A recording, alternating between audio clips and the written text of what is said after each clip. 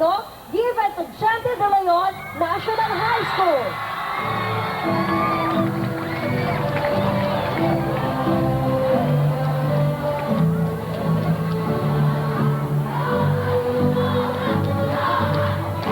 Girl Scout of the Philippines, Bulacan Council, City of Malolos, Valenzuela District, this certificate of recognition is awarded to Mrs. Salvacion B. David. Signed, Elizabeth A. Chonco, GSP President, Rosary C. Carlos, GSP Coordinator, and Felicitas Y. Bustamante, Council Executive, GSP Bulacan. Gawad pagkilala sa natatanging guro ang ipinagkaloob kay Gloria G. Torrecampo,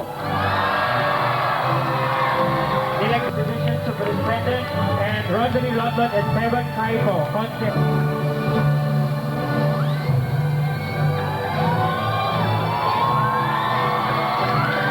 Ladies and gentlemen, the award presented to Gente de Leon National High School.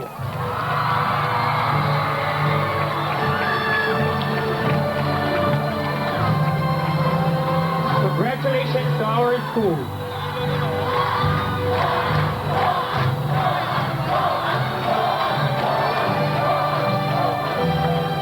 His efforts in the city government to provide a globally competitive education have made every Valenzuelano citizen proud. Ladies and gentlemen, let us all stand and welcome the father of Valenzuela, Honorable City Mayor Sherwin P. Gatchalian.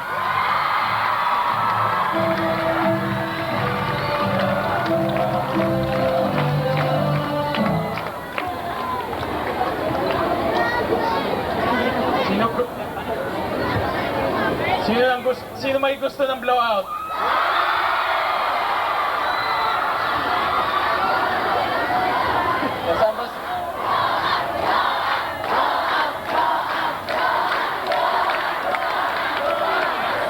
Saan si Mrs. David?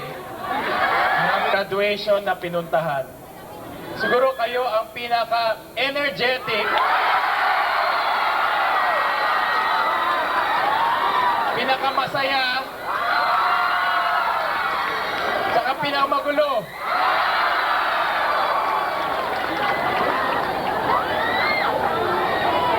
Anyways, ako ay, of course, unang-una sa lahat, bumabati ako sa magaling at magandang principal natin. This is Salvacion David. Gandang gabi po. At of course, kasama rin ho natin ang ating Congressman Gunigundo, ang ating masipag na Vice Mayor Eric Martinez. Of course, kasama rin po natin lahat ang ating members ng ating Sangguniang Panglunsod. Nandito po sila. Ang ating masipag na Kapitan Bong Ferrer, at ang kanyang member po ng kanyang sanggunian, ang representative po ng ating Department of Education, si Dr. Liabres, at ang lahat po ng member ng DepEd family. Of course, binabati ko rin po ang ating masisipag na mga guro. At andito rin po, kasama rin natin ang ating members ng PTA. Nasaan ho sila yan? Very active po sila sa ating school program. Sa ating magtatapos, magandang gabi po sa inyong lahat. Sa wakas, nagtapos rin tayo. Congratulations sa inyong lahat. Sana naman, huwag nating sasayangin ang ating pinag-aralan. Ang hamon ay nasa inyong lahat. At sasabihin ko sa inyo, sa aking experience, dadating ang mga pagsusubok. Ang mapapayo ko lang sa inyo, huwag tayong matatakot, harapin natin sila, at tayo ay maging masipag at matiyaga, at tayo ay magtatagumpay rin. Huwag natin kakalimutan ang binigay ng ating mga magulang. Ito ay isang mahalagang regalo para sa inyong lahat. At sila ay nagsakripisyo para mabigyan kayo ng magandang kinabukasan. Sa mga estudyante, sa mga magtatapos, ito ay isang magandang oportunidad para magkamit na magandang kinabukasan. Huwag natin sasayangin ito. At of course, sa ating mga magulang, maraming salamat at binigyan natin ng isang magandang pagkakataon ng ating mga anak, ating mga estudyante para magkaroon ng magandang edukasyon. Kayo po talaga ang nag-graduate sa ngayong gabing ito. At gusto ko rin po magpasalamat sa ating mga guro sa kanilang sakripisyo. Alam ko po ang kanilang hamon araw-araw para magbigay ng maganda at dekalidad na edukasyon sa ating mga estudyante. So muli, congratulations sa inyong lahat. At huwag nating kalimutan ang blowout ni Mrs. David. Thank you po. Encouragement. At this point, let's listen. Eric Martinez. Sa ating punong barangay Rizalino Bong Ferrer. Ang isa sa dalawa kong natitirang kasama sa District 2, si Konsihala Cecil B. Mayo.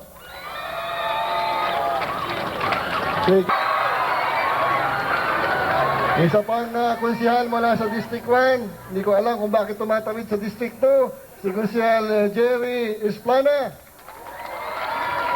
Ang pinakamamahal yung number 1 barangay councilman ng Gente de Leon, si Kagawad Moises Beltran. Magandang gabi po sa inyong lahat.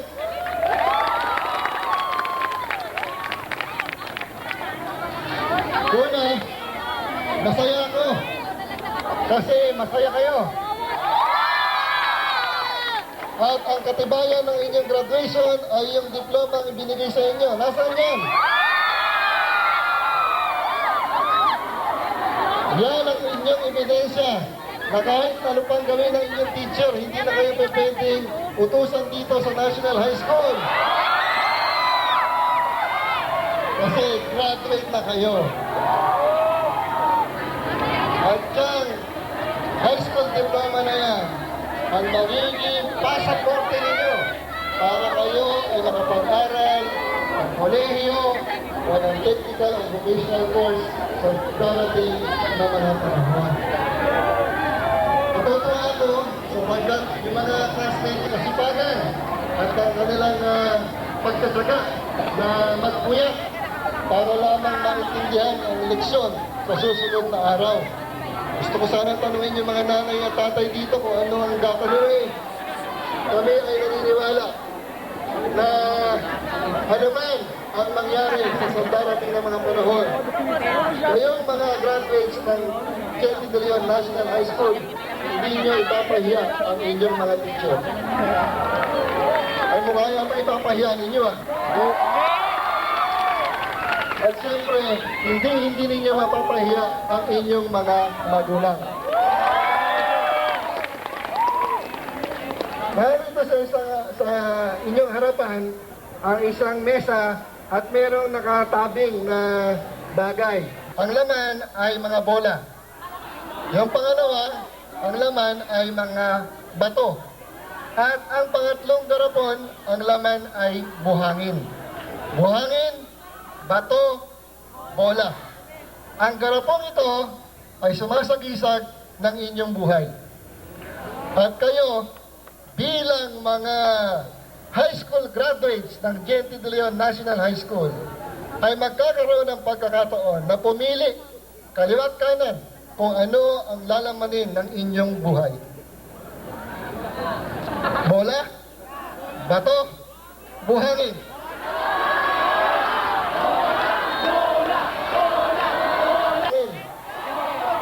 Mas marami. Email o text. Ito naman ang bato ay sumasagisag ng trabaho, Bahay at lupa? Bagong kotse? Ng inyong mga mahal sa buhay? Tulad ng inyong mga magulang, mga kapatid, mga pinsan? Ito rin ay sumasagisag ng inyong mga kaibigan dito sa Gente de Leon National High School.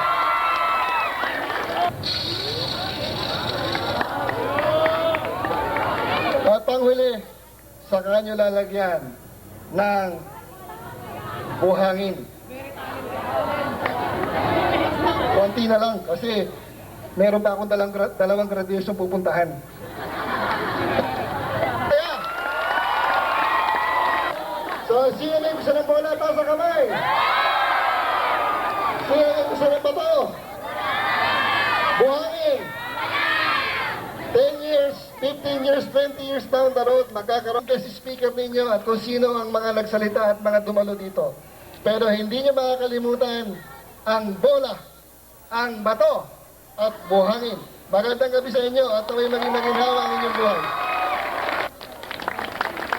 David, principals from other schools, fine guests, counselors, teachers, family, and of course, the graduates, good evening. Representing battles, the sacrifices, and the obstacles that each graduate has gone through for 4 years.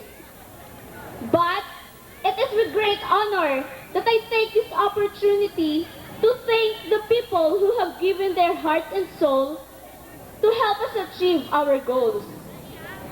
Also, we stand gathered together to celebrate the accomplishments of the 2008-2009 class of Gente de Leon National High School.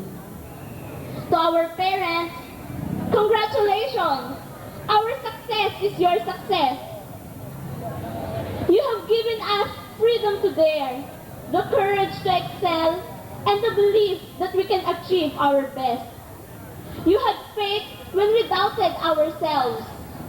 So all of us graduates, let us thank our nanay and tatay, our mama and papa, to our advisors, subject teachers, head teachers, mentors, and the administrators of this school, not just in academics, but also in athletics and arts, both in school and out. To our public servants, your never-ending support is what encouraged us to see the dignity of service. And to my fellow graduates, I am proud to say that we've made it. We've finally made it. The years have paid off and we are now graduating. Let us thank each other for our friendship that will last for a lifetime. I hope we will continue to be there in future endeavors. But of course, let me take this great opportunity to thank those people who have personally helped me. My mom and my dad, my advisor, Mrs. Marites Prado, my mentor, Mrs. Fe Arbalesa, and of course, the whole 4 Rizal companions. There will be no Jayamovari standing in front of you today without them. And together for the last time, we stand poised at the very edge of graduation. Let us move forward and together we will strive to become what our alma mater. We will face several crossroads, but I believe that we can conquer the world because we are fully equipped with faith. The roads ahead may be rough, but we cannot be discouraged. We must seize our future and take it to our own hands, striving towards excellence. All of us, proud